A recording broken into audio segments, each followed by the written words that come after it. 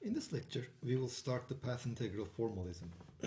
If you remember, the way we quantize the fields, or in fact the way we quantize in a system, is to impose the commutation relation between the momentum and the coordinate operators. And by imposing that, by changing these functions in classical mechanics to operators in quantum mechanics, and saying that their commutator is given by minus h bar over I, we quantize the system. Now in quantum field theory, this basically transforms into the canonical momentum field at the point x at the time t, and its commutator with the field at a different point and at the same time, it should be equal to Dirac delta if we are in three-dimensional Dirac delta x minus x prime. And this allows us to quantize the system. An alternative to this quantization is what is called the Feynman path integral quantization.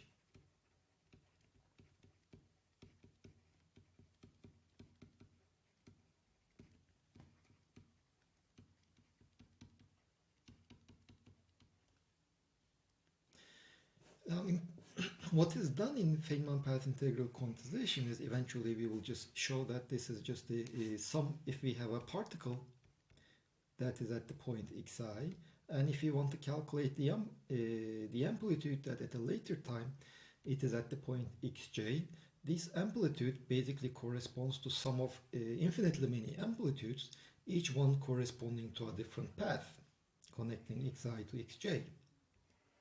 And we will see that each path, the amplitude of each path is actually e to power I s x of t, where s is the action corresponding to the given path. Now, to show that this is true, let's start from any amplitude.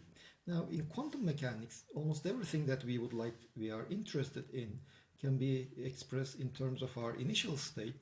This is how we create the system. Then we let the system evolve by the Hamiltonian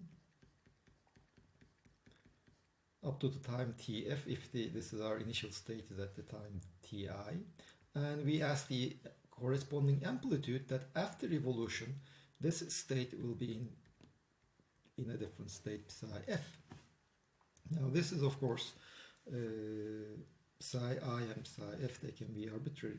Now this matrix element can in fact be expressed in a different form. Let us choose the states, the position states, such that when the position operator acts on these states, it just gives us the position of corresponding to that particle. Now in fact here you can use just any Hermitian operator as long as they are complete, and even they can have discrete eigenvalues, but in this formalism at least we will be assuming that these eigenvalues form they are continuous and change from minus infinity to infinity. But as I said, in fact you can use any operator, the eigenfunctions of any Hermitian operator that you like, because the crucial thing will be that the identity, we should be able to express the identity in terms of those states.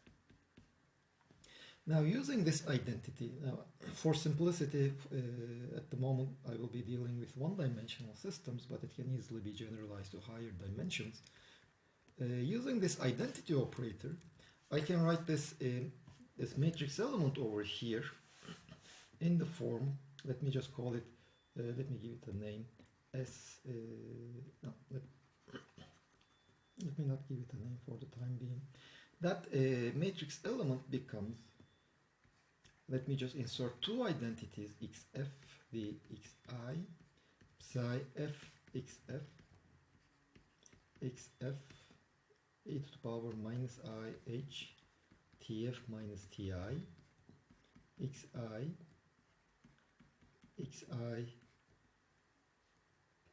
psi I.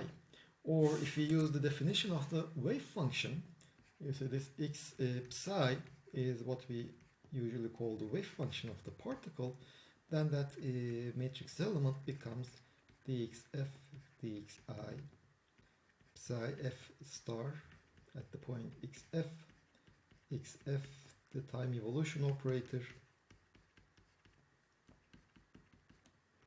xi psi I of xi. Now you see these states are what you prepare, the initial state and the final state.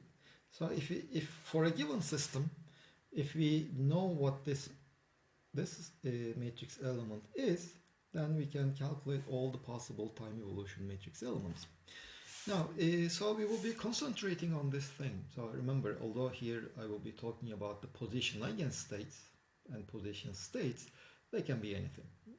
And I will just be assuming they are continuous and the eigenvalues take values from -infinity to infinity.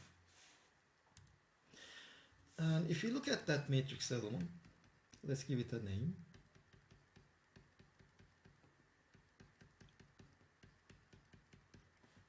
Let's just call it S, XF, XI, TF minus TI. Now let's try to calculate that. Now here you see we have a particle which is at the point xi.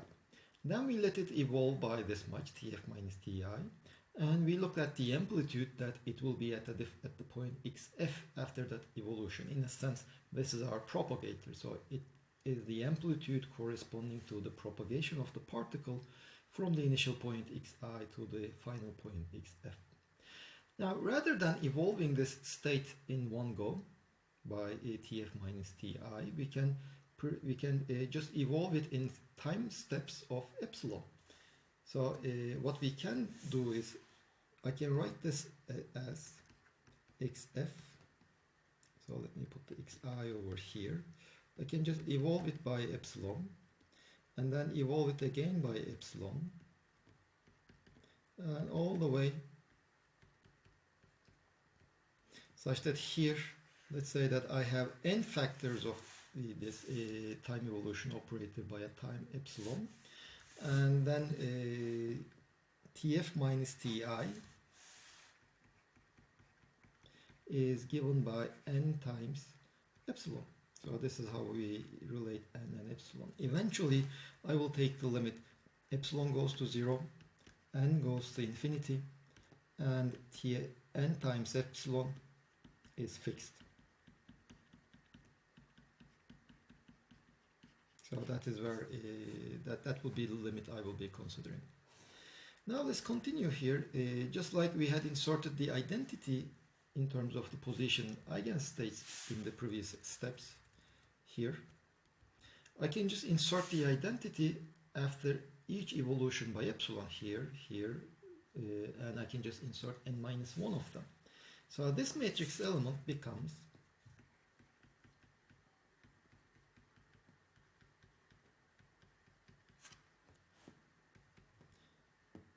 let's say dx1, dx2, dxn minus 1. I will be inserting n minus 1 of them. xf e to the power minus I h epsilon xn minus 1, xn minus 1, e to the power minus I h epsilon x1, x1 e to the power minus I h epsilon xi. Now for notational simplicity, I will just define x0 to be my xi and xn to be my xf.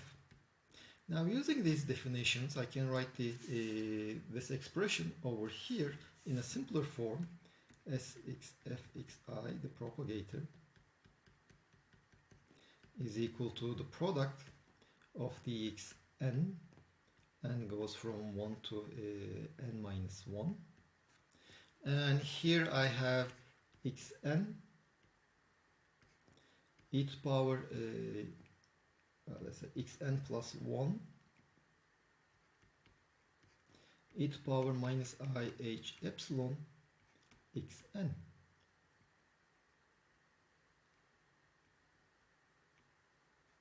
And here in the second term, there are n starts from 0 up to n minus 1. There's one more term, one more matrix element over here than the x integration variables. So now we have we need to calculate these matrix elements between two states that are, I take this state, evolve it by epsilon, and look at the amplitude that it will be in this state. Now let's try to simplify this computation. xn artı 1 xn of n plus 1 e to power minus I h epsilon xn. Now keep in mind that eventually I will take the limit as epsilon goes to 0. So since epsilon is very small, I can consider a Taylor expansion.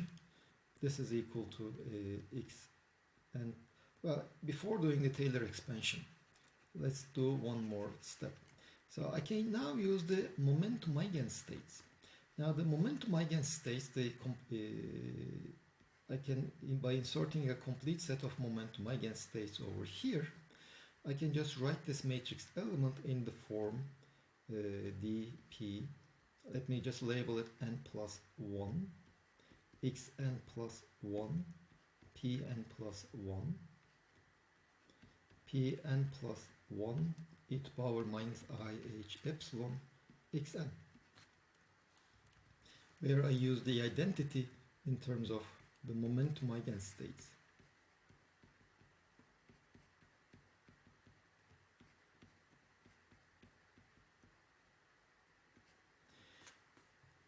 And well, we know what this is, so this is equal to dp n plus 1 e to power I pn plus 1 xn plus 1 multiplied by pn plus 1 e to power minus I h epsilon xn. Now that we can Taylor expand this exponential, this matrix element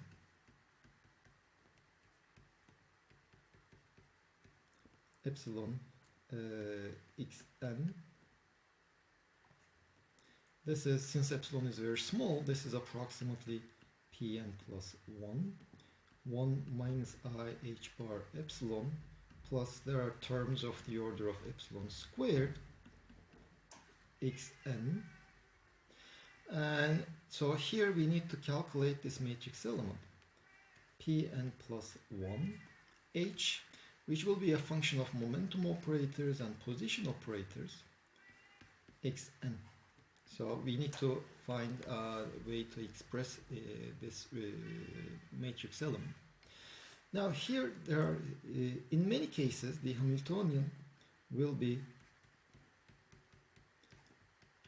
sum of two terms, one term depending only on momentum and the other term that will depend only on the position.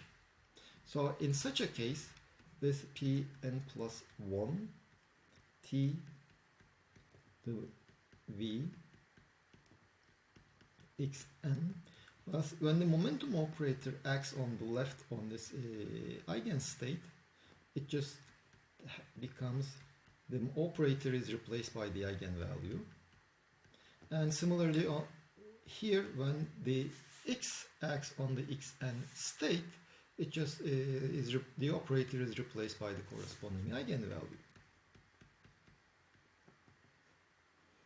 And we have pn plus 1 xn. But there are cases in which the Hamiltonian will not be just the sum of such terms. So you will get terms that involve, for example, p and x in the classical system.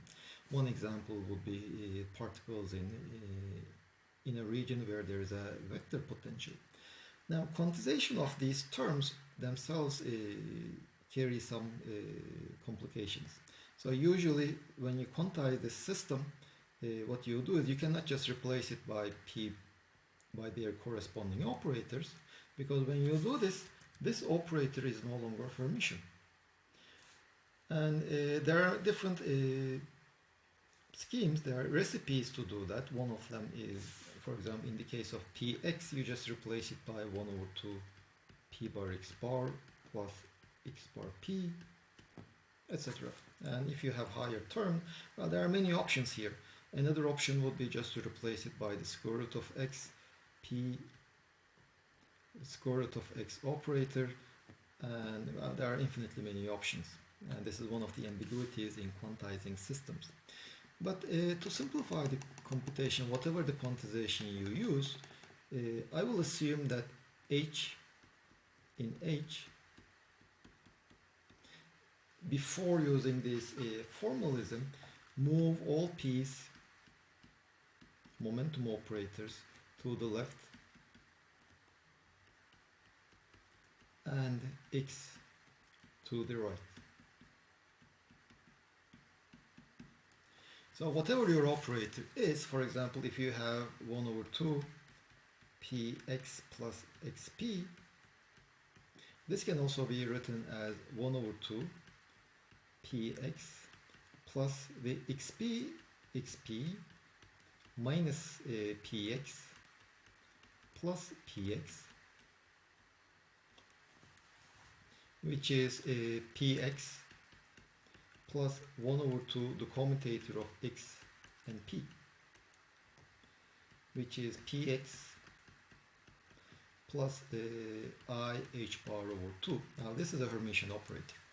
And so if the R Hamiltonian contains such a term, before using this result, I will assume that we have converted into such an expression. All P's are to the left and X are to the X position operators are to the right. Now if this is done, then this matrix element over here, this matrix elements can be simplified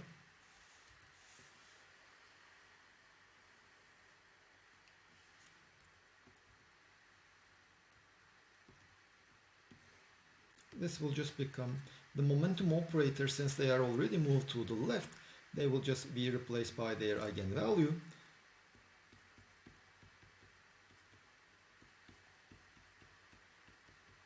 And the X operators, since they are already moved to the right, they will all pick up the eigenvalue. So this is equal to H Pn plus 1 Xn Pn plus 1 Xn. So let's substitute this in our previous expression.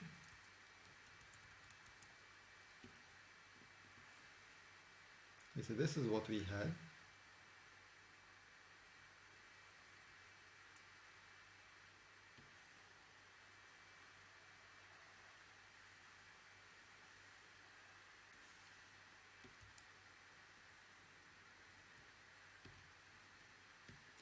This is equal to Pn plus 1 minus I h. Now the momentum operator in h is replaced by the corresponding eigenvalue, and so is the position operator. Plus multiplied by epsilon plus terms of the order of epsilon squared. And again, since epsilon is very small, this is also the same as e to the power minus I h Pn plus 1 Xn epsilon plus terms of the order of epsilon squared, or e to the power minus I h Pn plus 1 Xn epsilon Pn plus 1 Xn, which is e to the power minus I h Pn plus 1 Xn epsilon, and this is e to the power minus I Pn plus 1 Xn.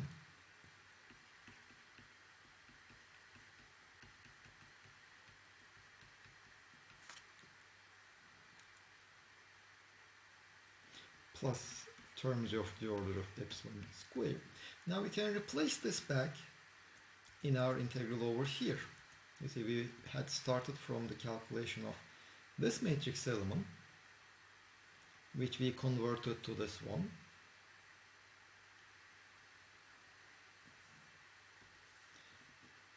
Here there is a square root of 2 pi is missing due to the normalization of this state.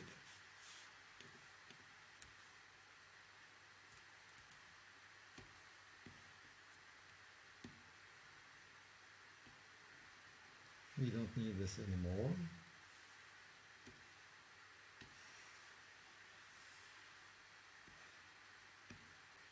there's a square root of 2 pi, and there's also another factor of square root of 2 pi over here. So this becomes dp integral over the momentum from minus infinity to infinity, e to the power I pn plus 1 xn plus 1 minus xn, and then minus I h pn plus 1 xn epsilon. Now remember, this matrix element, we needed to evaluate this expression over here.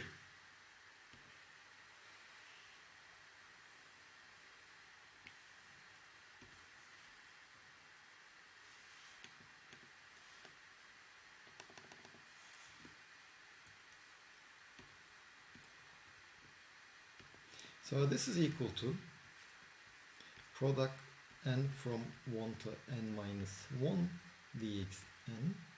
Then we have for each one of these matrix elements from n is equal to 0 up to n minus 1, we have a momentum integral dpn plus 1, and the integrand is e to the power I pn plus 1 xn plus 1 minus xn minus I h pn plus 1 xn epsilon.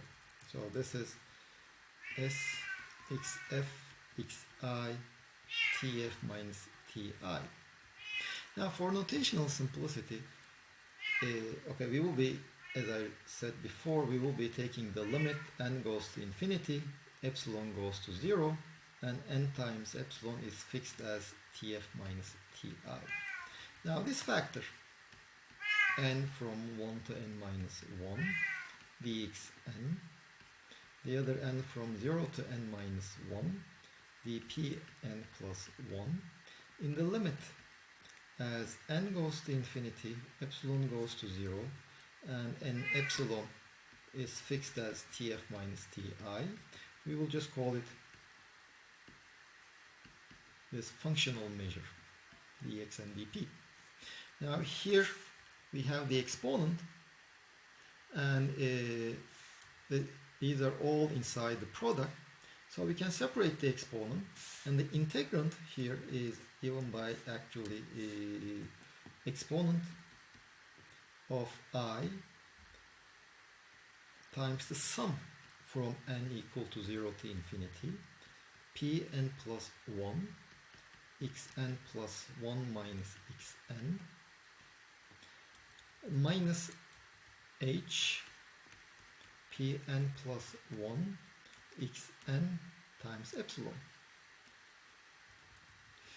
And when we take the limit,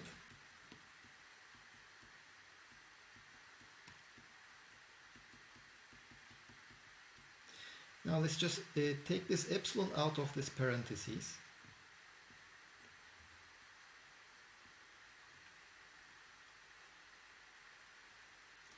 Now let's also make some definitions.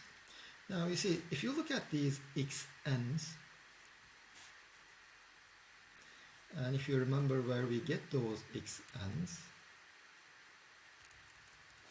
now x1 is over here. After we started from our initial state, we evolve our initial state by epsilon once, so that is x1. x2 is over here. x2 is when the initial state is evolved by 2 epsilon. So we will define a function x of t such that x at ti plus n epsilon, that is after n evolutions, this is what I will call xn. Now if you look at pn is similarly, xn is over here, pn plus 1 is after one more evolution at the time ti plus n plus 1 epsilon. So I will also define another function, p of t. Now let me go in.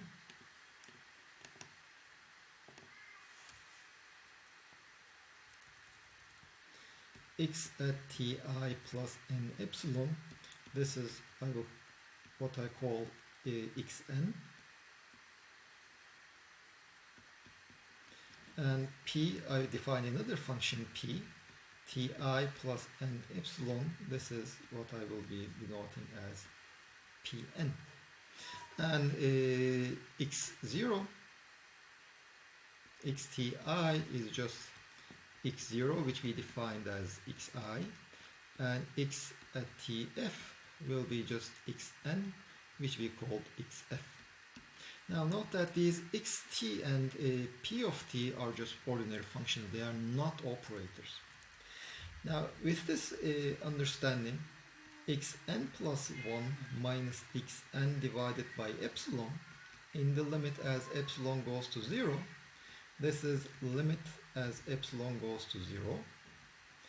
X of t plus epsilon, let me call it tn plus epsilon, minus x of tn divided by epsilon.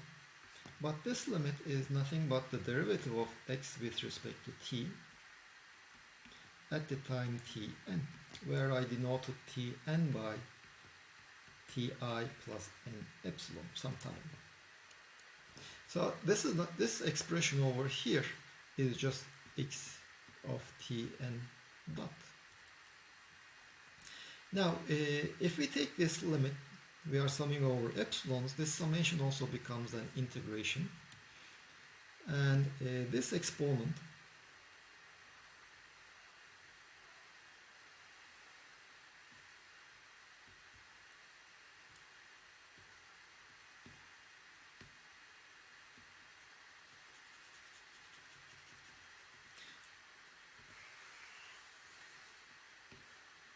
in the suitable limit,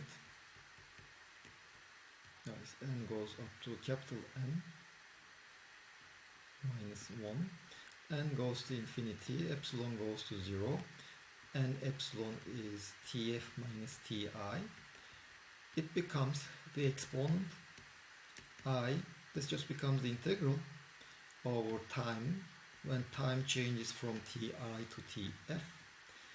P of t, this is x dot of t minus h of p of t x of t.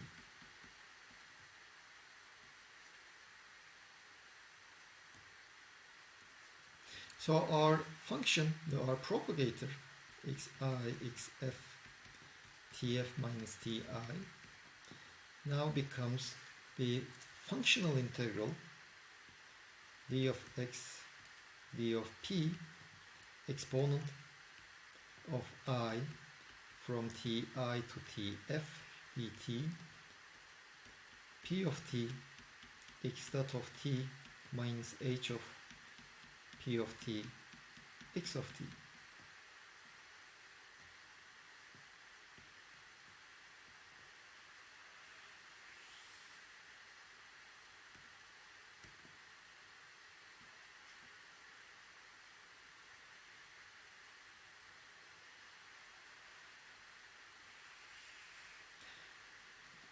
Now for a given system, we can also quantize the system by stating that this propagator, or xf e to power minus I h tf minus ti xi,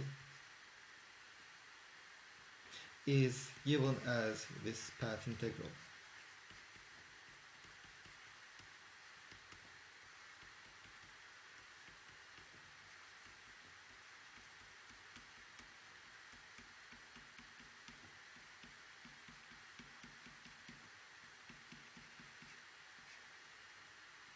So this is stating that this equality holds is our quantization procedure in this approach.